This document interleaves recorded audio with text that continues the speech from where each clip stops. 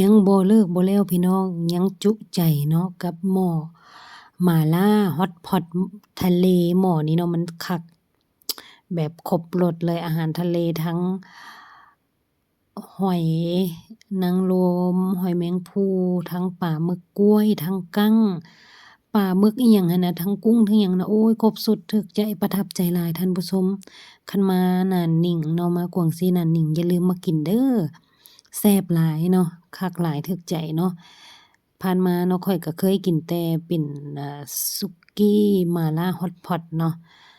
ที่มีจุ่มผักมีเนื้อมีหยังแต่ว่ามื้อนี้เนาะเป็นพิเศษเป็นอาหารต้องมา ทะ ห เล นานิ่งก็ เนาะ ค่อยสิ สุดป ใต้ ระทับ หลาย ใจ ค่อยสิ และ พา แซ่ ห บ ลาย ห ค่อ ลาย ย สิพามา อยากแนะนำให้ทุกคนเนาะได้มากิน เป็นไก่เด้อ แซ่บหลายเด้อท่านผู้ชมครบสุดครบรสอาหารทะเลท่านผู้ชมนี่นะปูนะโอ้ยไข่นะพุ่นน่ะ